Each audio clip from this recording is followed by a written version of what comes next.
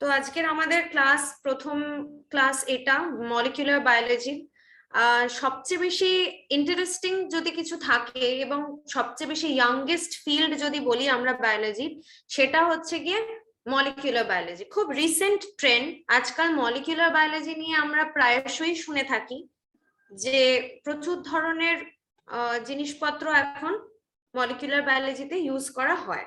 যেমন ইভেন এই যে আজকাল যে করোনা ভাইরাসের এত মানে কথাবার্তা আমরা শুনছি, সেখানেও কিন্তু এই যে ভাইরাস ডিটেকশন, সেটাও কিন্তু মলিকিউলার বায়োলজি পাথওয়ে বা মলিকিউলার বায়োলজির কোনো একটা টেকনিক ইউজ করে কিন্তু আমরা সেই মানে রেজাল্ট অব্দি পৌঁছতে পারি যে একটা ভাইরাল ইনফেকশন কতটা হয়েছে বা কতটা হয়নি।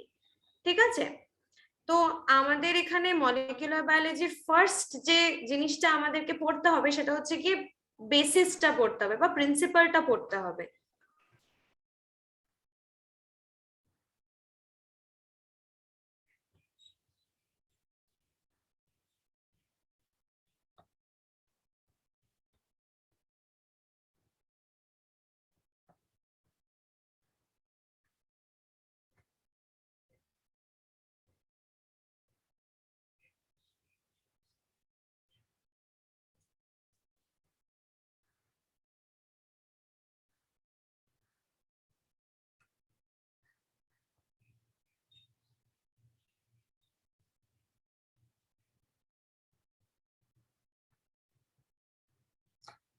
তো আমরা এক এক করে শুরু করি আমাদের পড়াশোনাটা। আমি জাস্ট একটা এক্সাম্পল দিলাম যে ভাইরাল ডিটেকশনের জন্য আরটিপিসিআর বলে, তোমরা এখন সবাই শুনেছো আরটিপিসিআর বলে একটা টেকনিক আছে যেটা ইউজ করে ভাইরাল ডিটেকশনটা হয়। বাট হয়টা কিভাবে? ভাইরাসের কোনো একটা পার্টকে নিয়ে সেইটাকে কিছু একটা ভাবে কিছু একটা ওয়েতে ওটাকে প্রসেস করে ফাইনালি সেখান থেকে একটা ভ্যালু পাওয়া যায়। মানে একটা লিভিং অর্গানিজমটাকে এমন ভাবে প্রসেস করা হলো মলিকিউলার বায়োলজি টেকনিক ইউজ করে যে ফাইনালি আমরা একটা ভ্যালু পাচ্ছি, সেই ভ্যালুটা দিয়ে ডিটেক্ট করতে পারছি যে ইনফেকশনটা হয়েছে না হয়নি। ভাইরাল লোড বলে একটা কথা হয়, সেটা আমাদের শরীরে আছে কি নেই। এই যে ইন্টারেস্টিং ব্যাপারটা, এই পুরো জিনিসটাই একটা অতিরিক্ত কমন ব্যাপার হয়ে গেছে আজকাল, কিন্তু ইট ওয়াজ নট কমন। এখন যতটা কমন হয়ে গেছে আগে সেরকম ততটা কমন ছিল না। তো সেই জন্য বলেছে দেখো molecular biology is relatively a young discipline. মানে আগে জুলজি, বোটানি, ফিজিওলজি এগুলো কোর বা ব্রড সাবজেক্টের মধ্যে ধরা হতো। এখন তার জায়গায় চলে এসছে অত্যন্ত একটা নতুন প্রসিডিওর, সেইখানে মলিকুলার বায়োলজি টেকনিকটাকে ইউজ করা হয়। And this is like a very young discipline which is used nowadays. It is the study of macromolecules. আচ্ছা, macromolecules একটা নতুন কথা, and their mechanism in the living system such as এই যে replication, mutation, expression, এগুলো সবই তোমাদেরকে পড়তে হবে। তার আগে জানতে হবে যে এগুলোর বেসিস বা এদের অরিজিনটা কি। ম্যাক্রোমলিকিউলস এর আন্ডারে কি কি পড়ে সেটা একটু যদি নোট ডাউন করো তাহলে খুব ভালো হয়। ম্যাক্রোমলিকিউলস এর আন্ডারে পড়ে হচ্ছে কিছু বায়োমলিকিউলস, সেটা কার্বোহাইড্রেট হতে পারে, প্রোটিনস হতে পারে, লিপিডস হতে পারে, ফ্যাটি অ্যাসিড হতে পারে। এই সবকিছু ম্যাক্রোমলিকিউল মানে যেটা আমরা বোঝাতে চাই, তার মধ্যে এগুলো সবকটাই কিন্তু আসে। এবং তাদের মেকানিজম ইন লিভিং থিংস, মানে আমি যে লিভিং থিংস গুলোর কথা একটু আগে আমি ভাইরাসের কথা বললাম, যদিও ভাইরাস নন লিভিং, বাট তার কিছু পার্ট আছে যেগুলো যেমন ওর প্রোটিন কোট থাকে, ভাইরাসের প্রোটিন কোট। যখন আরটিপিসিআর টেকনিকটা ইউজ করা হয় তখন এই ভাইরাসের কোনো একটা পার্ট, প্রোটিন কোডটা হয়তো বা আরো অনেক কিছু আছে, সেগুলো আস্তে আস্তে আসছি আমি। ধরো প্রোটিন কোড আছে ভাইরাসের একটা পার্ট, সেইটাকে ইউজ করে আরটিপিসিআর করে ফাইনালি একটা ভ্যালু, যেটাকে আমরা বলি সিটি ভ্যালু, সিটি ভ্যালু দিয়ে ইনফেকশনটা হয়েছে কতটা সেটা বোঝা যায়। তো এই যে ম্যাক্রোমলিকিউলস এবং তার সাথে অ্যাসোসিয়েটেড যে প্রসেসগুলো রেপ্লিকেশন, মিউটেশন, এক্সপ্রেশন, এগুলো সবই আমরা বেসিস অফ ইনহেরিটেন্স বা মলিকিউলার বায়োলজি টেকনিকের মধ্যে পড়বো।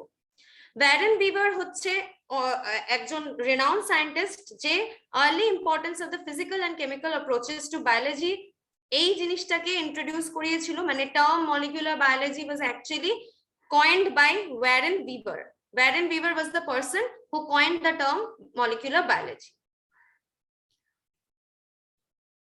Next হচ্ছে আমাদের এখানে বলছে যে the field of molecular biology arose from the convergence of several other type of scientists, যেমন geneticists, যারা জেনেটিক্স নিয়ে কাজ করে। বায়োলজির তো অনেকগুলো ফিল্ড, তো জেনেটিক্স নিয়ে যারা কাজ করে তাদেরও প্রয়োজন হলো, ফিজিসিস্ট, ফিজিক্সের লোক যারা তাদেরও প্রয়োজন হলো, এবং স্ট্রাকচারাল কেমিস্ট এই জন্যে কেন কি এই যে ম্যাক্রোমলিকিউলস গুলো আমি আগে স্লাইডে বোঝালাম যে carbohydrate, protein, lipid, fatty acids, এই যে জিনিসগুলো এগুলোর স্ট্রাকচার সবই কেমিস্টরাই এটা প্রথম বলতে পারবে যে তাদের স্ট্রাকচার গুলো কেমন, এবং যদি স্ট্রাকচার গুলোকে ডিসিফার করা যায় তবে কিন্তু তাদের লোকেশন এবং তার সাথে তাদের ফাংশনালিটিটাও ভালোভাবে বোঝা যায়। তাদের প্রত্যেকের ইনকর্পোরেশন থাকে আমাদের জিনের মধ্যে। জিন কথাটা নিশ্চয়ই শুনেছো। জিন ইজ দ্য ফ্যাক্টর যেটা ইনহেরিটেড হয় মানে প্যারেন্ট টু অফস্প্রিং এ যখন যেই ইনফরমেশনটা পাস অন হয় সেটা থ্রু জিন হয়। এই জিনের মধ্যে কিন্তু একটা বায়োমলিকিউল থাকে যেটা ফ্যাসিলিটেট করে যে ইনফরমেশনটা কি ইনফরমেশন পাস হবে from one generation to another. The classical period of molecular biology began in 1953. এই ইয়ারটা কিন্তু মনে, আমি যে রেড লাইন মার্ক করে দিচ্ছি এগুলো হচ্ছে ইম্পর্টেন্ট জিনিস তোমাদের জানার। জেনেটিসিস্ট, ফিজিসিস্ট, স্ট্রাকচারাল কেমিস্ট দিয়ে তাদের সবার সম্মিলনে ফিল্ড অফ মলিকুলার বায়োলজিটা প্রসপার করলো, এবং তারা এই স্ট্রাকচার গুলো জানার পর ফাইনালি ফাংশন অফ দ্য জিনটাকে বুঝতে পারলো। তবে গিয়ে আমরা বলতে পারলাম যে ইয়েস, জিন was that particular factor which got inherited, বা জিনের মধ্যে সেই ইনফরমেশনটা আছে যেটা from one generation to another generation pass on হয়। নেক্সট কথা বলেছে যে 1953 তে একটা ভালো ডিসকভারি হয়েছিল, ভীষণ ইম্পর্টেন্ট ডিসকভারি হয়েছিল with the help of scientist James Watson and Francis ক্রিক। তাহলে এই স্লাইডে 1953 ইয়ারটা জেমস ওয়াটসন, ফ্রান্সিস ক্রিক, এদের ডিসকভারি কি ডিসকভার করেছিল এরা? Double helical structure of DNA. একটু আগেই আমি বললাম যে স্ট্রাকচারাল কেমিস্টদের প্রয়োজন কোথায় হয়, যে কোনো মলিকিউল, যে কোনো বায়োমলিকিউলের স্ট্রাকচার ডিফাইন করা ভীষণ ইম্পর্টেন্ট। স্ট্রাকচার ডিফাইন না করলে তাদের ফাংশন ডিফাইন করা যায় না। কনফরমেশন বলে একটা টার্ম খুব ইউজ হয়, কেমিস্ট্রিতে তো ভীষণই ইউজ হয়, বায়োলজিতেও ইউজ হয়। কনফরমেশন হচ্ছে গিয়ে তার নেটিভ স্ট্রাকচার, মানে আনডিস্টার্বড ওয়েতে বা কোনো চেঞ্জ হয়নি যার মধ্যে, সেই অবস্থাতে যে স্ট্রাকচারটা পাওয়া যায় সেটাকে বলা হয় নেটিভ স্ট্রাকচার, বা সেটাকে বলা হয় কনফরমেশন। এইবার এই ডাবল হেলিক্যাল তো একটা স্ট্রাকচার, আমরা অনেক সময় এরকম কার্টুন দেখেছি, ডিএনএ স্ট্রাকচার এরকম দেখেছি, এই যে দুটো এরকম স্ট্রিং লাইক স্ট্রাকচার পেঁচিয়ে পেঁচিয়ে দড়ির মতো বেরিয়ে এসছে, সেটাকে বলা হয় ডাবল হেলিক্যাল স্ট্রাকচার। এন্ড এটা ডিসকভারি করা হয়েছিল in 1953, and কে করেছিল? James Watson and Francis ক্রিক। Next হচ্ছে এই জেমস ওয়াটসনের জাস্ট একটা ছোট্ট বায়োগ্রাফি মতো দিয়েছে, তার ছবি এবং সে কি ডিগ্রি পেয়েছিল না পেয়েছিল সেগুলো। তো এখানে অতটা কিছু বলার মতো নেই, তাই আমি এই লাস্ট পয়েন্টটা একটুখানি আসবো যে ও ফার্স্টে যে মানে ওর যে পিএইচডি কাজটা ছিল, যে কাজটা নিয়ে ও আগে বেড়েছিল আর রিসার্চটা করেছিল, সেটা বেসিক্যালি করেছিল effect of hard x-raise on bacteriophage multiplication. আচ্ছা, এখানে একটু কিছু বলার আছে আমার। প্রশ্ন আসতেই পারে যে মানে ওয়াটসন ফার্স্টে এক্স-রে ফার্স্টে কার মধ্যে আর কি দেখেছিল ব্যাকটেরিওফাজ ব্যাকটেরিওফাজ মাল্টিপ্লিকেশন বা কোন রেটা দিয়ে ও ফার্স্ট এটা ডিটেক্ট করতে পেরেছিল, সেটা আসলে কিন্তু এই পার্টিকুলার লাইনটা মনে রাখতে হবে। Effect of hard and soft X rays depend করে এক্সরে ওয়েভলেন্থের উপর, সে কতটা ডিগ্রি বা কতটা ইন্টেন্সিটি দিয়ে ফোকাস করছে বা ইমেজটাকে ক্যাপচার করার চেষ্টা করছে, তার উপরে ডিপেন্ড করে হার্ড না সফট। তো হার্ড এক্সরে ইউজ করে ও ব্যাকটেরিওফাজের মাল্টিপ্লিকেশন বা ডিভিশন বলা যায় সেটা দেখেছিল। আর ব্যাকটেরিওফাজ হচ্ছে, জেনে রাখো, those kind of viruses which feed upon bacteria, মানে ব্যাকটেরিয়াকে খায়। এখানে ব্যাকটেরিয়া হচ্ছে আমাদের ভিকটিম আর ভাইরাস হচ্ছে প্রে। তো ব্যাকটেরিয়াকে যারা খায় তারা হচ্ছে ব্যাকটেরিওফাজ, তারা হচ্ছে আ কাইন্ড অফ ভাইরাস। এরপরে এক্সপেরিমেন্টাল পার্টটাতে আসছে যে কিভাবে ডাবল হেলিক্যাল স্ট্রাকচারটা সবার প্রথমে এভিডেন্সটা পেল। তো এই ডিএনএ, আরএনএ, এই কথাগুলো সবই নতুন। ডিএনএ মানে হচ্ছে ডিঅক্সি রাইবো নিউক্লিক অ্যাসিড, আর শুধু রাইবো নিউক্লিক অ্যাসিড হচ্ছে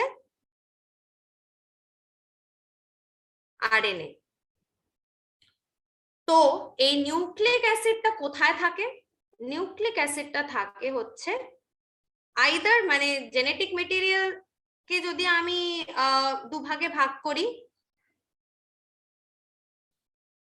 তাহলে সেটা আইদার ডিএনএ হবে বা আরএনএ হবে। আরএনএ ইউজুয়ালি ভাইরাসে পাওয়া যায়, ডিএনএ কিন্তু হিউম্যান, ব্যাকটেরিয়া, তাদের জেনেটিক মেটেরিয়াল কিন্তু ডিএনএ। ঠিক আছে? তো ডিঅক্সিরাইবোনিউক্লিক অ্যাসিড বা রাইবোনিউক্লিক অ্যাসিড এইগুলোই হচ্ছে আমাদের জেনেটিক মেটেরিয়াল। এই জেনেটিক মেটেরিয়াল গুলোই আমি একটু আগে বলছিলাম যে পাস অন করে কিছু information from one generation to another. তো এই ডাবল কমপ্লিমেন্টারি, আবার এখানে একটা নতুন ওয়ার্ড এসছে, কমপ্লিমেন্টারি ডাবল হেলিক্যাল কনফিগারেশন। আবার এখানে স্ট্রাকচারাল কেমিস্টদের কিরকম ভাবে ইউজটা আসে দেখো। কমপ্লিমেন্টারি কথাটার মানে কি? এই কমপ্লিমেন্টারি কথাটার মানে বোঝার জন্য একটা জিনিস ভালো করে বুঝতে হবে, যে সবার আগে বুঝতে হবে যে ডিএনএটা বা আরএনএটা কি দিয়ে, what is it made up of, এইটা বুঝতে হবে। তো কিছু নাইট্রোজেনাস বেসেস আছে,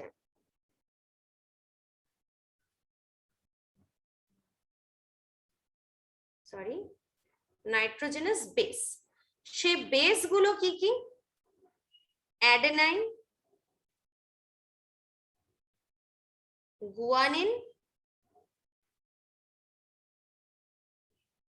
সাইটোসিন আর থায়ামিন।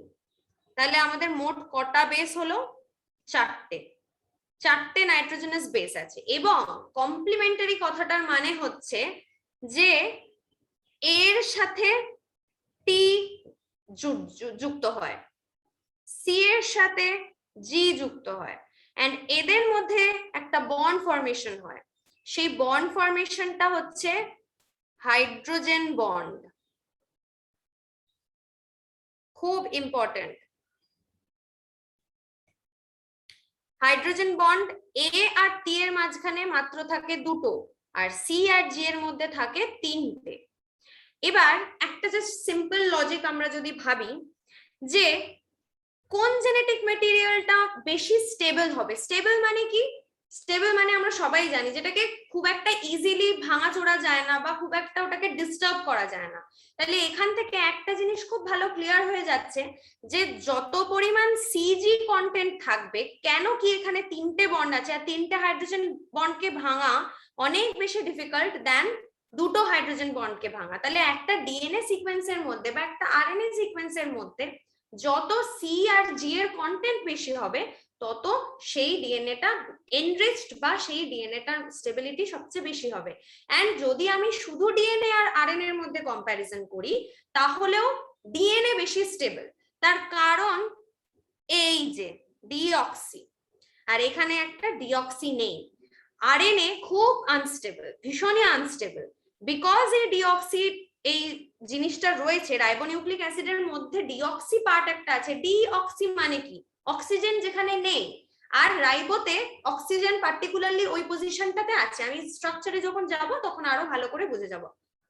এখনের জন্য আমি এটুকুই বলবো যে ডিঅক্সি মানে একটা কোথাও অক্সিজেন মিসিং আছে, but that makes the structure of DNA very stable, whereas RNA তে ওই অক্সিজেনটা রয়েছে কিন্তু আরএনএ স্ট্রাকচার কিন্তু স্টেবল না। তাই হিউম্যান, ব্যাকটেরিয়া বা যে কোনো মানে ইউজুয়ালি ডিএনএটাকেই মানে prevalence of DNA as the genetic material অনেক বেশি। আরএনএ এর প্রিভ্যালেন্সি কম্পারেটিভলি কম। আরএনএ ভাইরাস হয়, প্লান্টে হয়, হিউম্যানে হয়। আরএনএ ভাইরাস হিসেবেই আমরা জানি, মানে RNA is a component of viral genetic material.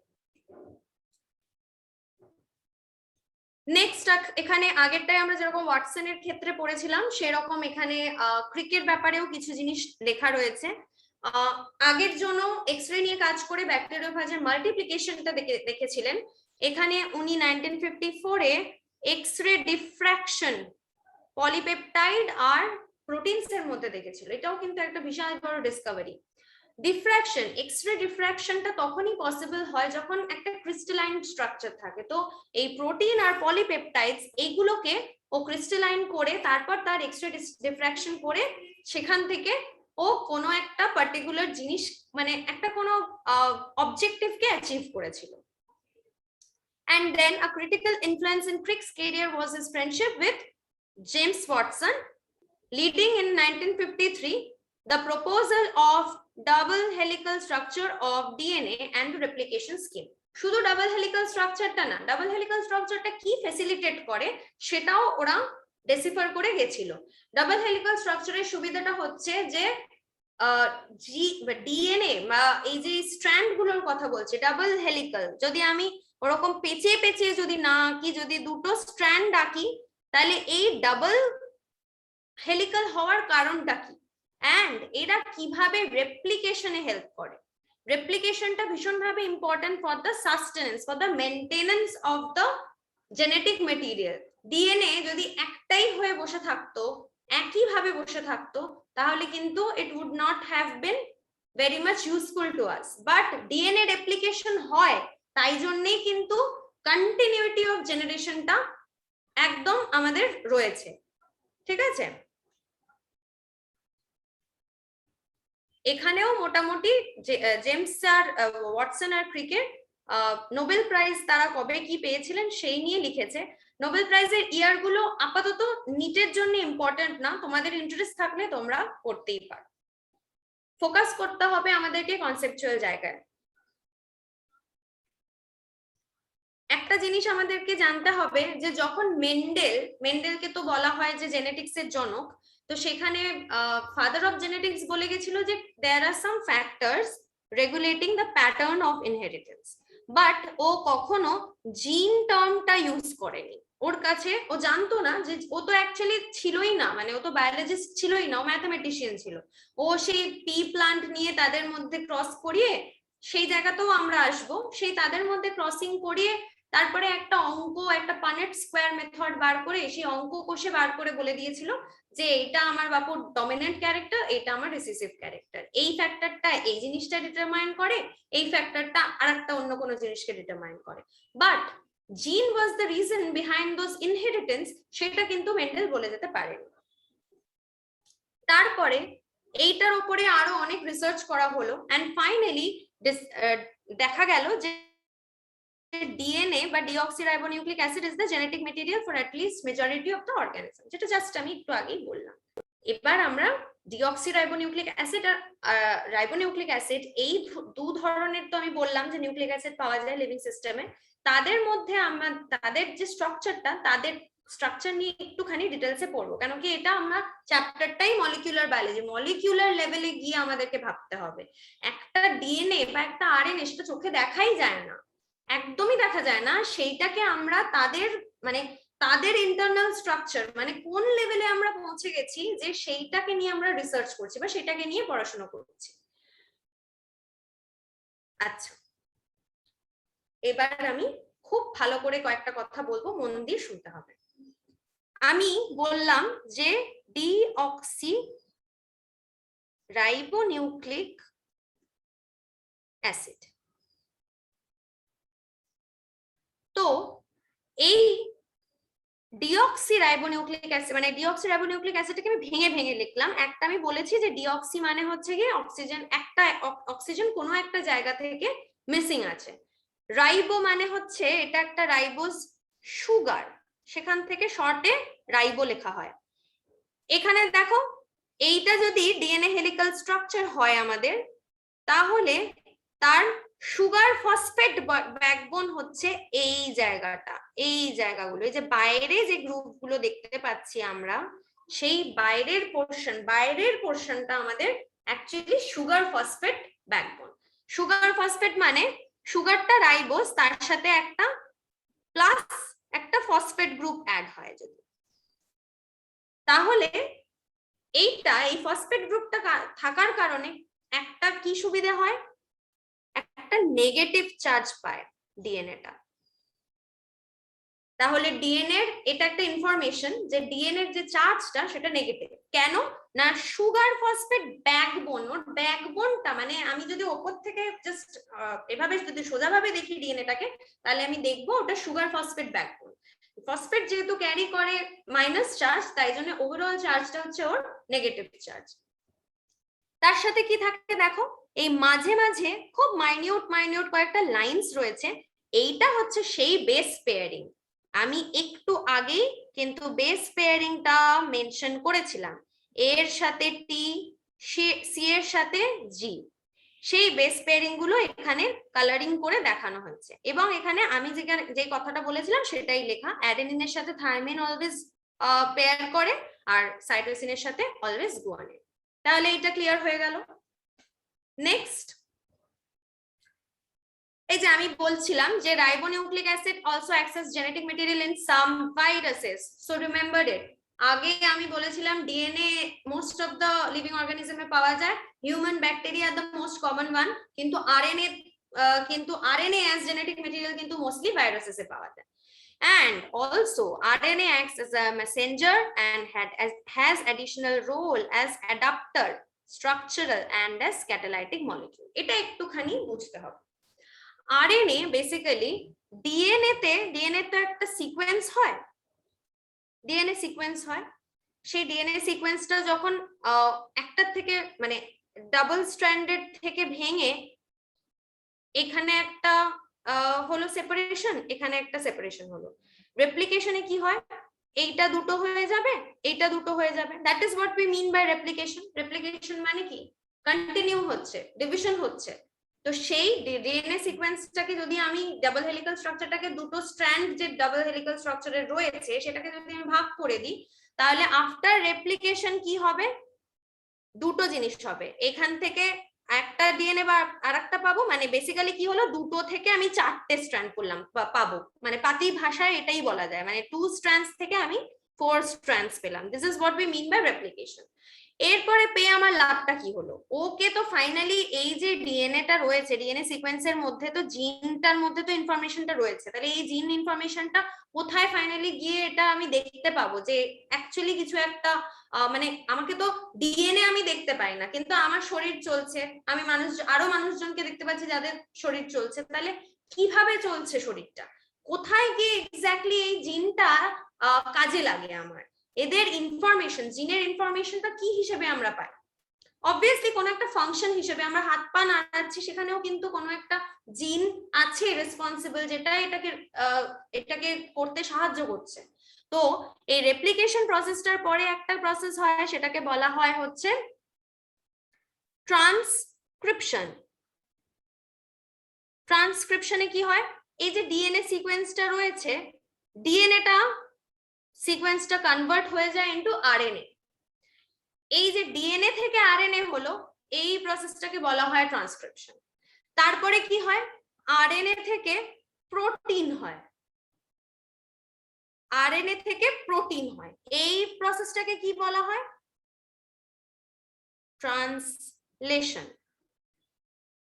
ঠিক আছে, তাহলে ডিএনএ থেকে ডিএনএ এই প্রসেসটা হচ্ছে রেপ্লিকেশন, ডিএনএ থেকে আরএনএ সেটা হচ্ছে ট্রান্সক্রিপশন, আর যখন আরএনএ থেকে প্রোটিন হচ্ছে তখন সেটাকে বলা হয় ট্রান্সলেশন। এইবার এই যে আমি এত সুন্দর করে এটা লিখে ফেললাম, এইটা বেসিক্যালি খুব ইম্পর্টেন্ট একটা জিনিস, এটাকে বলা হয় central dogma. Central dogma of molecular biology.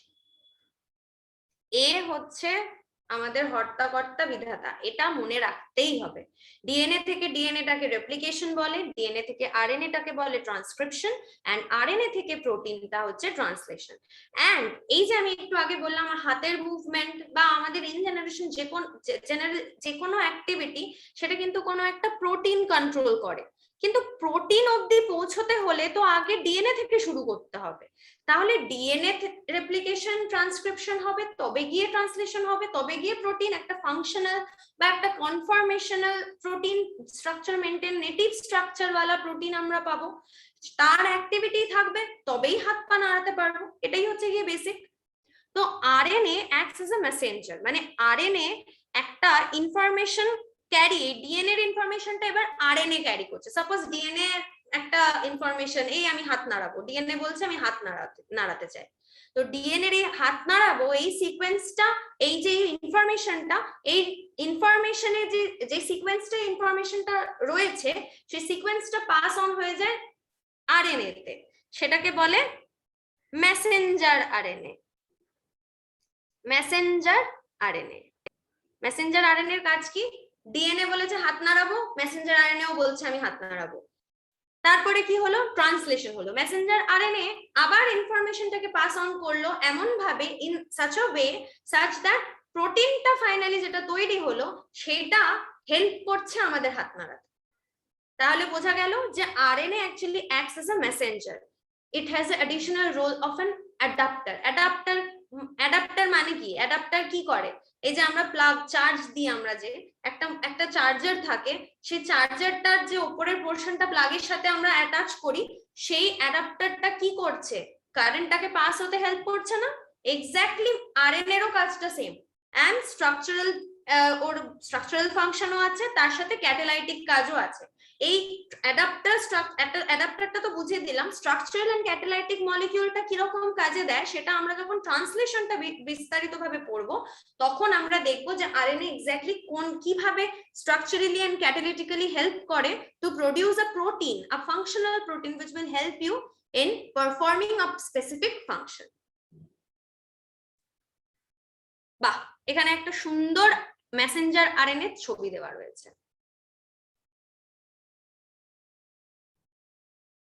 আমি চ্যাপ্টার শেষ করে এমসিকিউতে যাব, আগে আমরা একটুখানি ডিটেলসে আমাদের স্ট্রাকচার গুলো পড়ে নিই। ডিএনএ,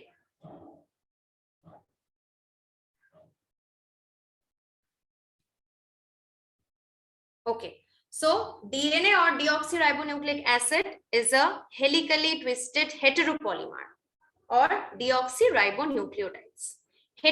Polymer মানে কি? পলিমার, মার মানে একই ধরনের মলিকিউল, সেম কাইন্ড, আর পলি কথাটার অর্থ হচ্ছে মোর দ্যান 10। তাহলে হেটেরো পলিমার মানে কি? হেটেরো মানে কি? হেটেরো মানে হচ্ছে 2 টাইপস বা মোর দ্যান 2 টাইপস। হোমো মানে কি? Same type. হেটেরো পলিমার কেন বলা হয় ডিএনএ কে? কেন কি আমি বলেছিলাম অ্যাডেনাইন, থায়ামিন, গুয়ানিন, সাইটোসিন, 4টে ডিফারেন্ট ধরনের বেসেস রয়েছে। তো এই 4টে মানে এ এ এ এ এ কিন্তু পরপর থাকবে না, থাকে না, স্পেসিফিক কিছু কিছু জায়গায় এরকম সিকোয়েন্সও দরকার হয়, but it is like a mixture of A T G C A T T A G, এরকম ভাবে কিন্তু সিকোয়েন্সটা কন্টিনিউ হয়। That is why it is called heteropolymer. and also DNA is the largest biomacromolecule, মনে রাখতে হবে এটা। DNA represents genetic material of organisms and forms the molecular basis of heredity. আচ্ছা, এবার হচ্ছে কয়েকটা ইনফরমেশন জানতেই হবে। Length of DNA is defined in terms of number of nucleotides or nucleotide pairs or base pairs present. Obviously, আমি বললাম এই মাত্র যে ডিএনএ সিকোয়েন্স গুলো ওই কোনটা যদি ATT GG AC হয় আর কোনটা যদি TTA GC ATT A এরকম হয়, কোনটা যদি শুধু TT AGCA হয়, তাহলে এখানে আমার 1 2 3 4 5 6 7 7টা রয়েছে, এখানে 1 2 3 4 5 6 7 8 9 10টা রয়েছে, এন্ড এখানে 6টা রয়েছে। তো length of the DNA sequence is determined by the number of nucleotides present বা nucleotide pairs or base pairs present in it. Bacteriophage মনে পড়ে, আগেই বললাম ব্যাকটেরিওফাজ হচ্ছে গিয়ে যেই সব ভাইরাস গুলো ব্যাকটেরিয়ার উপর প্রে করে তারা হচ্ছে ব্যাকটেরিওফাজ। তার একটা নাম হচ্ছে, এটা হচ্ছে গিয়ে শাই ইনটু 174, মানে এটাই ব্যাকটেরিওফাজটার নাম, খুব অদ্ভুত নাম, মনে থাকবে নিশ্চয়ই আশা করি। এন্ড এর থাকে হচ্ছে 5386 নিউক্লিওটাইডস, মানে এর পুরো সিকোয়েন্সে 5386 খানা নিউক্লিওটাইডস থাকে, এটাও মনে রাখতে হবে, এমসিকিউ তে আসে। আর একটা ব্যাকটেরিওফাজের এক্সাম্পল দিয়েছে, সেটার নাম, এটা যেমন শাই 174, এটার নাম হচ্ছে ল্যামডা। ল্যামডার কটা থাকে? 48502, অনেক বড়। এন্ড ব্যাকটেরিওফাজ দেখতে কেমন হয়?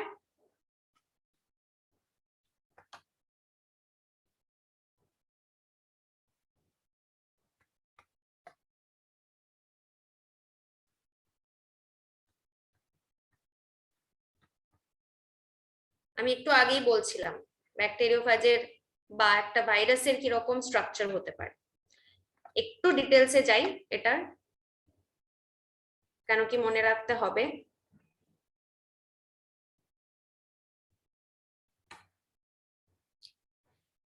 এই হচ্ছে গিয়ে আমার ভাইরাসের হেড, বেসিক্যালি এইরকম একটা structure.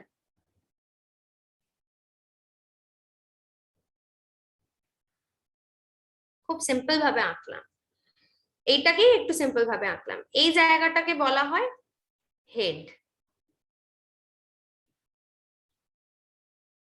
Virus head either DNA থাকবে বা আরএনএ থাকবে। দেন এই জায়গাটা, এই যে মিডল পোর্শনটা, এটাকে বলা হয়েছে কলার। তারপরে যে পোর্শনটা যাচ্ছে কলারের পর, সেটাকে বলা হয় টেল। অ্যান্ড লাস্টে হচ্ছে গিয়ে এই যে এরকম পায়ার মতো বেরিয়ে রয়েছে, এগুলোকে বলা হয় স্পাইক। অ্যান্ড এদের এন্ডে এরকম বসার জায়গা রয়েছে, মানে যাতে বসতে পারে ভালো রকম ভাবে, একদম এঁটে বসতে পারে, সেই জায়গাগুলোকে বলা হয় এন্ড প্লেট। And plate. তাহলে কি গেল আমার? এই ওপরে হচ্ছে হেড, মাঝে হচ্ছে কলার, দেন টেল, দেন স্পাইক প্রোটিনস, এইগুলো হচ্ছে স্পাইক। এইটা হচ্ছে গিয়ে টেল ফাইবার, এই যে নিচে যে বসার জায়গাগুলো, এই যে বাইন্ডিং প্রোটিনস গুলো লেখা রয়েছে, এগুলো হচ্ছে গিয়ে টেল ফাইবার। এন্ড এর নিচে একটা, মানে এই স্পাইক গুলোকে ধরে রাখার জন্য যে জায়গাটা, সেটা আমাদের বেস প্লেট। এই হচ্ছে আমার basic structure of a lambda ফাজ।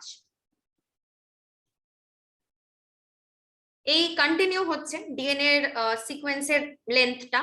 ইকোলাই একটা ব্যাকটেরিয়া, আগের গুলো কিন্তু ভাইরাসের এক্সাম্পল ছিল। E coli is bacteria. Escherichia coli হচ্ছে এর ফুল ফর্ম, এটাকে ই কোলাই হিসেবেও বলা যায়। এর 4.6 × 10⁶ বেস পেয়ারস রয়েছে, বাড়ছে আস্তে আস্তে। অ্যান্ড একটা haploid content of human DNA, that is যার মধ্যে 23 ক্রোমোজোমস আছে, সেই ক্রোমোজোমে কতটা ডিএনএ রয়েছে, কতটা বেস পেয়ার রয়েছে, 3.3 into 10 to the power 9 base pair, সবচেয়ে হাইয়েস্ট। সো এখনো অবধি আমরা কি দেখলাম, সবার প্রথমে ছোট্ট দিয়ে স্টার্ট করেছিলাম, একটা ব্যাকটেরিওফাজ 174, তার 5386 নিউক্লিওটাইডস আছে। তারপরে বললাম ব্যাকটেরিওফাজ লামডা, যার 48,502 বেস পেয়ার্স রয়েছে। নেক্সট বললাম ইকোলাই, যার 4.6 into 10 to the power 6 base pairs রয়েছে। নেক্সট হচ্ছে হিউম্যান ডিএনএ, যদি 23 ক্রোমোজোমস আমরা ধরি তাহলে সেটা সেই 23 ক্রোমোজোমস এর মধ্যে 23 পেয়ার অফ ক্রোমোজোমস এর মধ্যে টোটাল বেস পেয়ার হচ্ছে 3.3 into 10 to the power 9। ব্যাকটেরিয়ার ছবি দিয়েছে এই গ্রিন রঙেরটা, এটা। এবার নেক্সট হচ্ছে স্ট্রাকচার পড়ব, স্ট্রাকচার অফ পলিনিউক্লিওটাইড চেইন।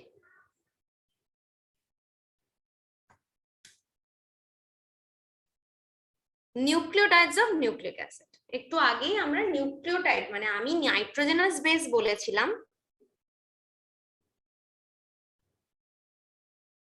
তারা ফর্ম করে নিউক্লিওটাইডস, বাট অ্যাকচুয়ালি সেটা কি, কম্পোজিশন অফ নিউক্লিওটাইডস সেটা আমাদেরকে জানতে হবে, and how it is made up, মানে কেমিক্যাল রিঅ্যাকশনটা কি। So nucleotides are complex biomolecules formed by condensation reaction of one pentose. ওই রাইবোজ সুগারটাই অ্যাকচুয়ালি পেন্টোজ। পেন্টোজ মানে হচ্ছে 5টা কার্বন আছে, তার সাথে একটা সাইক্লিক নাইট্রোজেন বেস, ওই আইদার অ্যাডেনিন হবে, নয় থাইমিন হবে, নয় সাইটোসিন হবে, নয় গুয়ানিন হবে, এই 4টে বেসের মধ্যে একটা কিছু হবে, তার সাথে একটা ফসফরিক অ্যাসিড থাকবে। সেইটা হলো টোটাল আমাদের নিউক্লিওটাইডের। তোমাকে যদি জিজ্ঞেস করা হয় প্রশ্নে হোয়াট ইজ মানে নিউক্লিওটাইড কি কি দিয়ে বানানো বা নিউক্লিওটাইডের স্ট্রাকচারে কি কি আছে, তাহলে তোমাকে বলতে হবে একটা পেন্টোজ সুগার, একটা নাইট্রোজেনাস বেস আর একটা phosphoric acid. If I move on to this structure, এখানে একটু খেয়াল করো যে এইটা একটা নাইট্রোজেনাস বেস, সেইটা এই তার নাইট্রোজেন আছে, একটা সাইক্লিক রিং এর মধ্যে নাইট্রোজেনটা রয়েছে, সেইটা বন্ডেড রয়েছে। এই যে যেখানটায় কিছু লেখা থাকে না, সেগুলো কি হয়, সেগুলো কার্বন হয় না, এগুলো কার্বন। তো তাহলে 1 2 3 4 5 এই CH2O সাথে একটা ফসফেট গ্রুপ আছে, তাই এটা নিউক্লিওটাইড। কিন্তু যদি ফসফেট গ্রুপটা না থাকতো তাহলে এটা হয়ে যেত নিউক্লিওসাইড। যদি ফসফেট গ্রুপটা না থাকতো তাহলে হয়ে যেত নিউক্লিওসাইড। প্রশ্ন আসে ওই রকম কনফিউজিং কোয়েশ্চেন আসে যে নিউক্লিওটাইড কোনটা, নিউক্লিওসাইড কোনটা। তো তোমার এখন জানার বিষয় যেটা, মনে রাখার বিষয় যেটা, nucleotide is the one which has the phosphoric acid and nucleoside হচ্ছে minus phosphoric acid। যেখানে ফসফরিক অ্যাসিড নেই সেটা হচ্ছে নিউক্লিওসাইড। তাহলে সেখানে কি থাকবে, অনলি পেন্টোজ সুগারটা থাকবে আর নাইট্রোজেনাস বেসটা থাকবে, কিন্তু ফসফরিক অ্যাসিড থাকবে না। Nucleotides like ATP and GTP function as energy transfer systems of the cell. ATP is considered as the energy currency of the cell. এটা ছোটবেলা থেকে তোমরা পড়েছো যে ATP is considered, mitochondria is considered the energy currency of the cell, but mitochondria K K energy মানে why is it called the powerhouse of cell, because it has ATP, and now you know why ATP মানে ATP এর ফুল ফর্মটা এখন তোমরা জানো। কি করে জানো? ATP এর ফুল ফর্ম হচ্ছে adenosine triphosphate।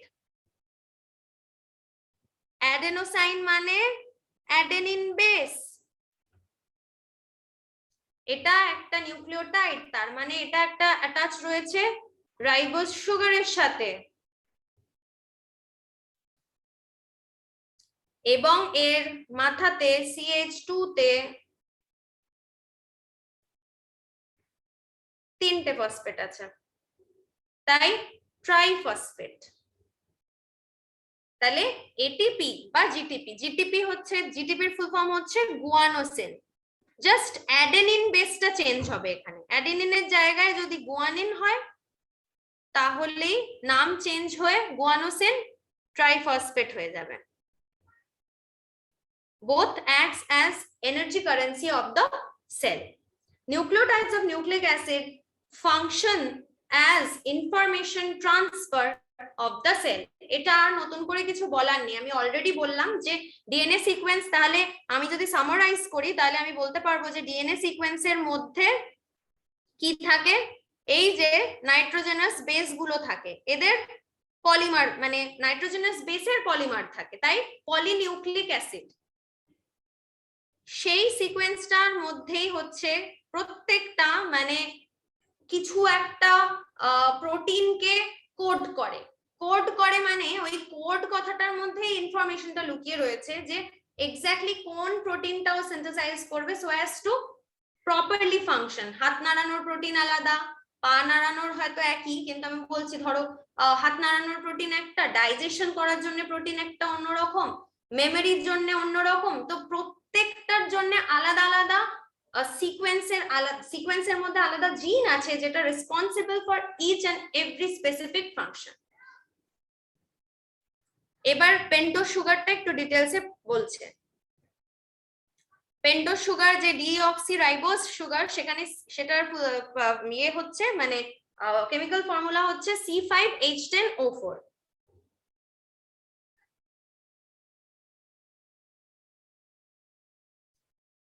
আমি বললাম এগুলো সব সি,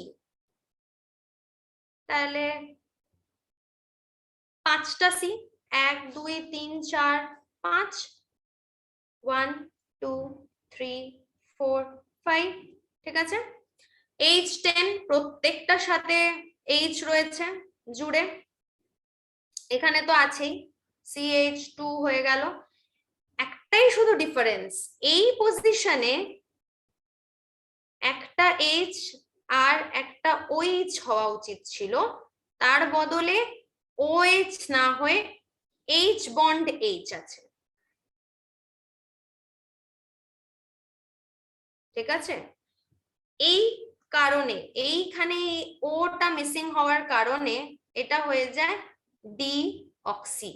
whereas RNA তে দেখো ডিফারেন্সটা কোথায়, খালি অক্সিজেন মলিকিউলে, এখানে 4টে মানে ডিঅক্সিতে 4টে অক্সিজেন মলিকিউল রয়েছে, অ্যাটম রয়েছে, আর রাইবোজ সুগারে 5টা আছে। তার মানে এই যে এখানে যে ওটা ছিল না ডিএনএ তে, রাইবোজে সেই ওটা আছে, তাই জন্য জাস্ট ডিফারেন্সটা একটা অক্সিজেন মলিকিউলে। ক্লিয়ার হয়ে গেল এটা? both the pentose sugar occur in the pentagon or furanose form, pentagon ও বলা হয় বা এটাকে ফিউরানোস স্ট্রাকচারও বলা হয়, পেন্টোজ বা ফিউরানোস বলা হয়, রিং ফিউরানোস রিং বা পাইরানোস রিং। তো এই পেন্টাগনে both the pentose sugar occur in the pentagon or furanose form, which contains এটা একটু চেঞ্জ হবে, it contains 5 carbons and 1 oxygen in the ring. Okay, fine, 4 carbons in the ring এর মধ্যে, ring পোর্শনটার মধ্যে 1 2 3 4টে আছে, and outside the ring মানে যদি overall ধরি তাহলে 5টা কার্বন রয়েছে। এটা আশা করি ক্লিয়ার, কোনো কনফিউশন কিন্তু রেখো না।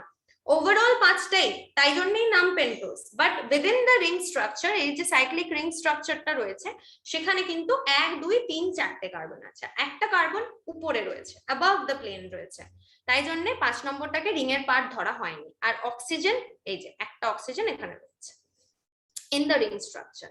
এবার বাকি তো অক্সিজেন যেখানে যা প্লেস করা সে তো আছেই। এবার স্ট্রাকচারটা আগে যেটা আমি জাস্ট রাফ করে দেখাচ্ছিলাম এখানে একবার বলে দিই। দেখো, সি এর সাথে মাথায় একটা এইচ, এখানে একটা এইচ, এখানে এইচ, এখানে জাস্ট উল্টো উল্টো স্ট্রাকচার কিন্তু মনে রাখতে হবে। ইজি ওয়ে টু রিমেম্বার হচ্ছে গিয়ে সবসময় সি এর মাথার এই যখনই পেন্টোজ সুগার বা রাইবোজ সুগার আঁকবে তখন মাথাতে ওএইচ থাকবে, দু মাথাতেই ওএইচ রয়েছে, এখানেও ওএইচ আছে এখানেও ওএইচ রয়েছে, তাহলে ওএইচ এর নিচে অলওয়েজ এইচই থাকবে।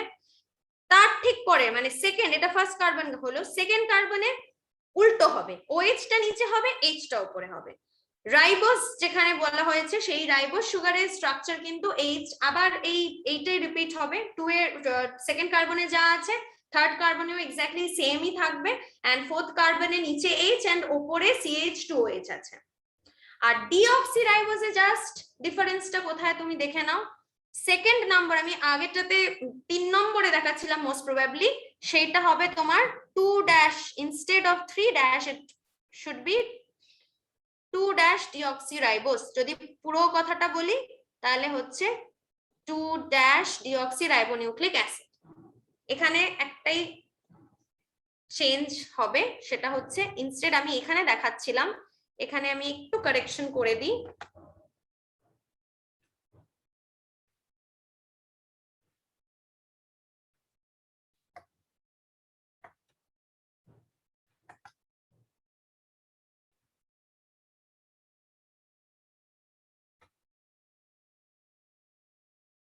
এই যে 2 ড্যাশে একটা কার্বন রয়েছে সেইখান থেকে ওটা মিসিং।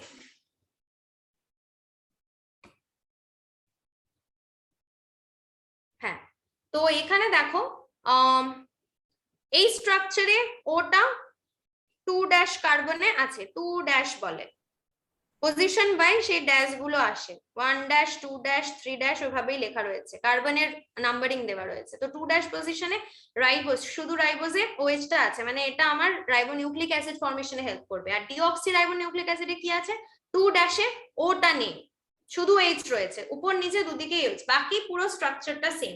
তুমি যদি রাইবোজটা মনে রাখতে পারো তুমি কিন্তু ডিঅক্সি রাইবোজটাও মনে রাখতে পারবে, because you already know now that 2 dash মানে সেকেন্ড পজিশন, কার্বনের সেকেন্ড পজিশনে শুধু একটা অক্সিজেন নেই।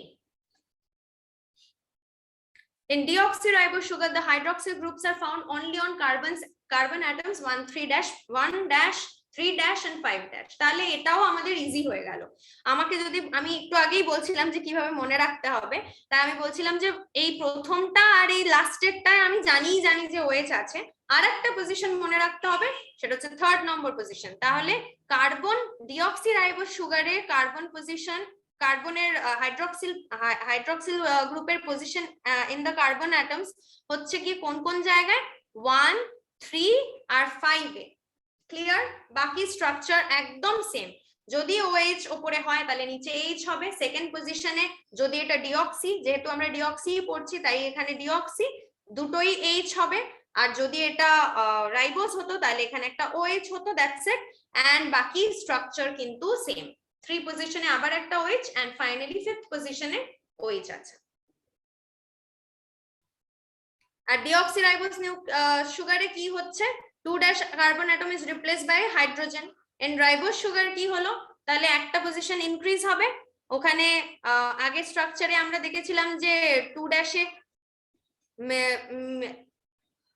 2 ড্যাশে একটা মিসিং ছিল, সরি,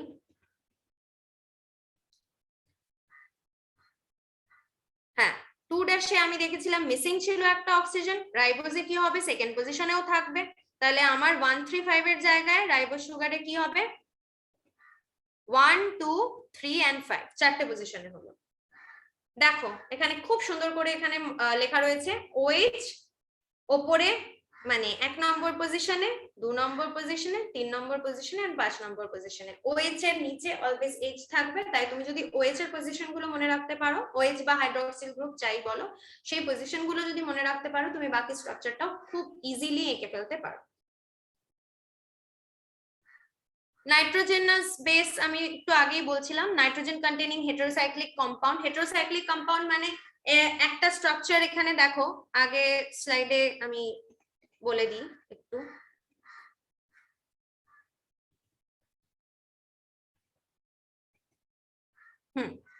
হেটারোসাইক্লিক মানে হচ্ছে দেখো, এই যে দুটো রিং রয়েছে, দুটো কিন্তু আলাদা আলাদা, মানে এই দুটো স্ট্রাকচারও আলাদা, তাই জন্য হেটারোসাইক্লিক রিং বলা হয়।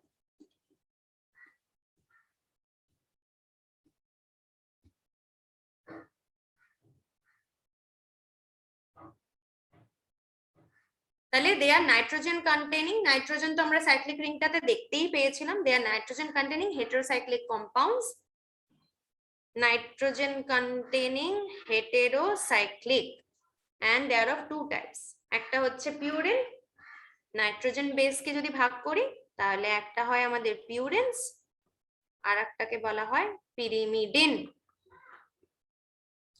সাবস্টিটিউটেড পিউরেন্স কি হয়, বা শুধু পিউরিন যদি আমি ডিফাইন করতে চাই, তাহলে they are 9 member dicyclic or double ring nitrogen bases. দুটো রিং আমরা অলরেডি এটা দেখেছি, where the two rings are joined by at the 4th and 5th position.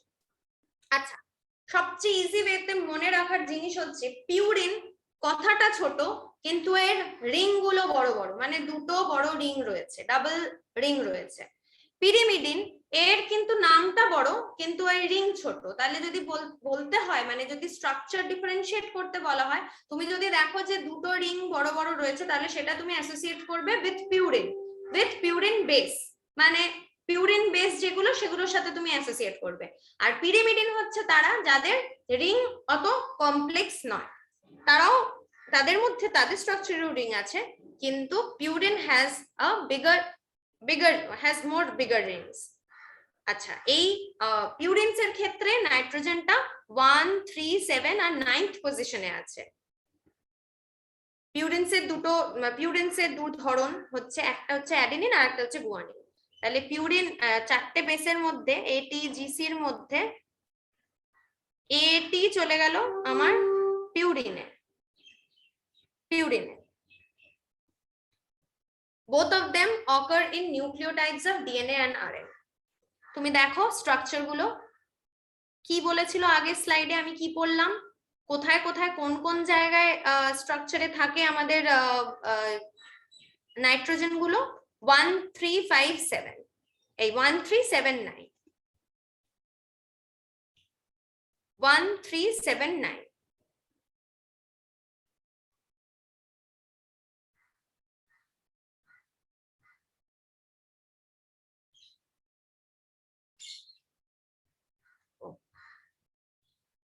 One, 3,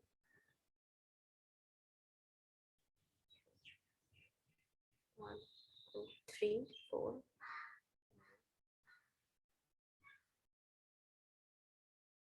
6 and 9।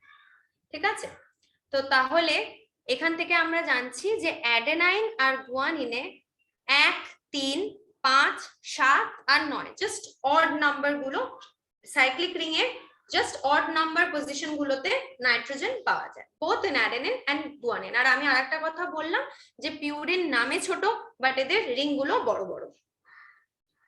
আর পিরিমিডিনের ক্ষেত্রে হচ্ছে মোনোসাইক্লিক, হেটারোসাইক্লিক, ডাইসাইক্লিক রিং ওদের না, এদের একটাই রিং আছে, সিঙ্গেল রিং নাইট্রোজেন বেসেস, আর শুধু ফার্স্ট আর থার্ড পজিশনে রিংটা রয়েছে।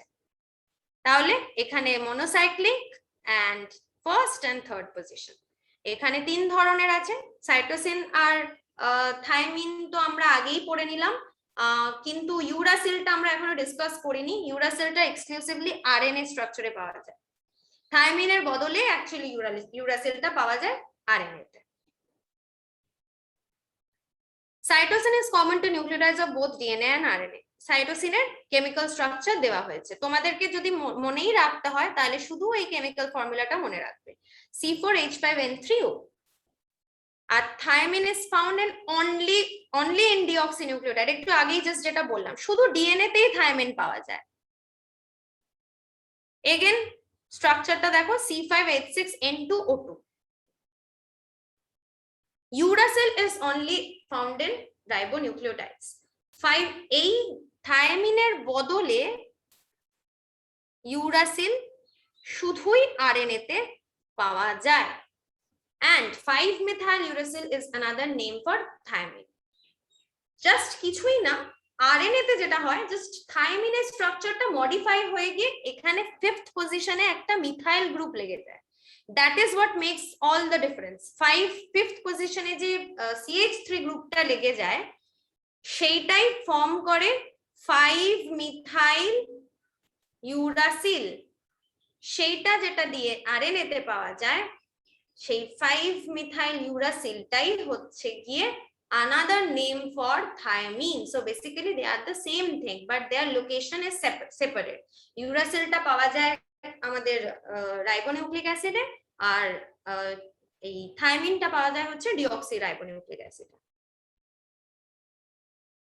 আচ্ছা, এবার এখানে দেখো cytosine, guanine, adenine, uracil RNA এর ক্ষেত্রে লেখা হয়েছে, কিন্তু ডিএনএ এর ক্ষেত্রে লেখা হয়েছে cytosine, guanine, adenine, thymine. Nucleotide গুলো কিরকম বেরিয়ে বেরিয়ে রয়েছে, আমি যে ওই আগের স্ট্রাকচারটা দেখিয়েছিলাম সেখানে দেখো এইখানে কার সাথে কে লিংক হয়েছে দেখো। তুমি যদি কালার কোড গুলো ফলো করো তাহলে বুঝতে পারবে। গ্রিনের সাথে ব্লু এর সাথে সবসময় সি এর সাথে জি যাবে, তাহলে ব্লু গুলোর সাথে জি হচ্ছে গিয়ে গ্রিন। দেখো ব্লু এর সাথে গ্রিন গেছে, সব জায়গায় ব্লু এর সাথে গ্রিন গেছে, রাইট?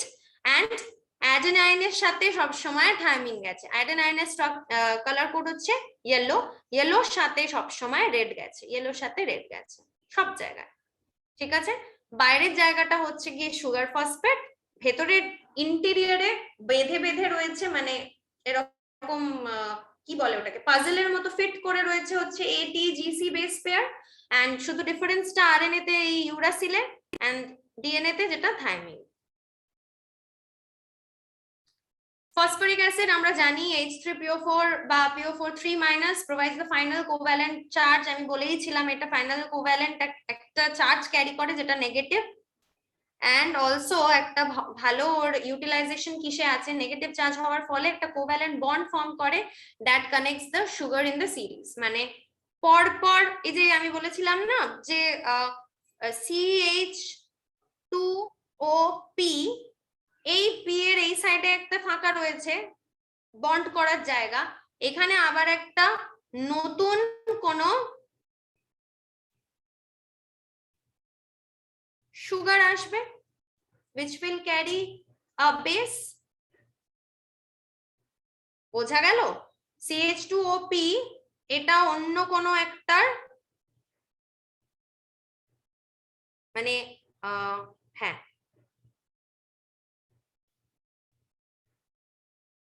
এই যে এইটা ধরো বেস 2 করে দিলাম, এটাকে বেস 1 করলাম। ধরো এটা অ্যাডেনিন, এটা হয়তো thymine.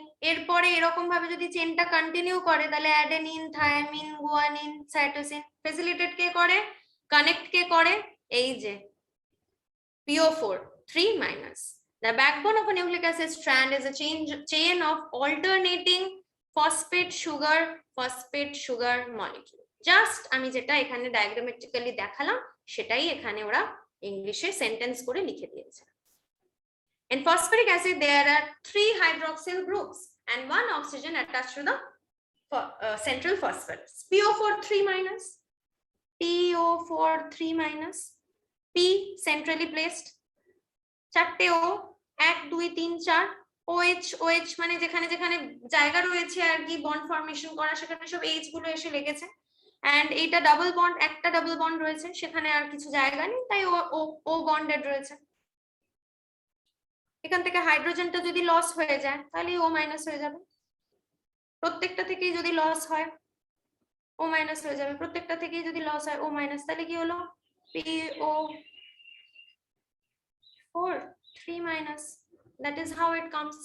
Association of phosphoric acid and nucleic acid provides the acidic trait। একটু আগেই আমি বলছিলাম যে নেগেটিভ চার্জ আর এই যে হাইড্রোজেন ছেড়ে দিচ্ছে, অ্যাসিডিক ট্রেট ক্যারি করছে। এমনিতেও আমরা এটাকে নিউক্লিক অ্যাসিডই বলি, নিউক্লিক বেস তো বলছি না। কোথা থেকে অ্যাসিডিক ট্রেটটা পেলো? এই যে PO4 3- থেকে। আর নিউক্লিওসাইড আমি অলরেডি আগে বলেছি যে it is a product of pentose sugar and nitrogen base and there is no phosphate group. The linkage established between pentose sugar and nitrogen base is called glycosidic bond. Just CNC. There is no phosphate bond in between. You have to remember this bond. Glycosidic bond বলে। pentose sugar আর nitrogen base এর মাঝখানে যে বন্ডটা সেটাকে বলে glycosidic bond. And nucleoside আর নিউক্লিওটাইডের তফাৎ হচ্ছে নিউক্লিওটাইডে phosphate group থাকে, নিউক্লিওসাইডে কোনো ফসফেট গ্রুপ থাকে না। In purine nucleosides, purine মানে সেই ডাইসাইক্লিক রিং, এই যে দেখো ডাইসাইক্লিক রিং গুলো, সেখানে glycosidic bond is established between first carbon atom of pentose sugar with 9th nitrogen atom of purine. First carbon atom মানে এইটা আমার ফার্স্ট কার্বন অ্যাটম আর এইটা আমার 9th নাইট্রোজেন অ্যাটম। ও তাহলে ওখানেও পজিশনটা চেঞ্জ হবে। আগের যে স্লাইডে আমি চেঞ্জটা করব,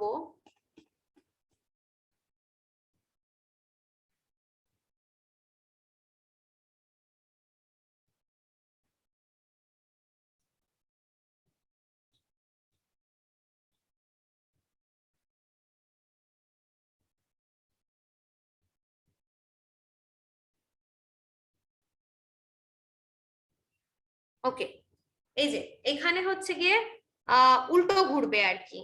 এই 1 2 3 4 1 2 3 4 5 6 মানে অ্যান্টি ক্লকওয়াইজ ঘুরবে, সেই হিসেবে এটা আমাদের 9th কার্বন, ঠিক আছে? এই 9th নাইট্রোজেন, 9th প্লেসের নাইট্রোজেন, 9th পজিশন,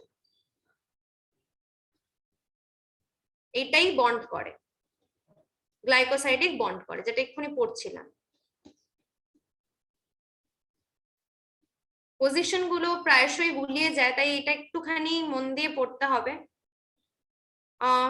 এই যে 9th নাইট্রোজেন অ্যাটমের সাথে ফার্স্ট কার্বন অ্যাটমটা জুড়েছে, that makes the adenosine. Adenosine, এই সাইন কথাটা যখনই থাকবে বুঝে নেবে এটা একটা নিউক্লিওসাইড।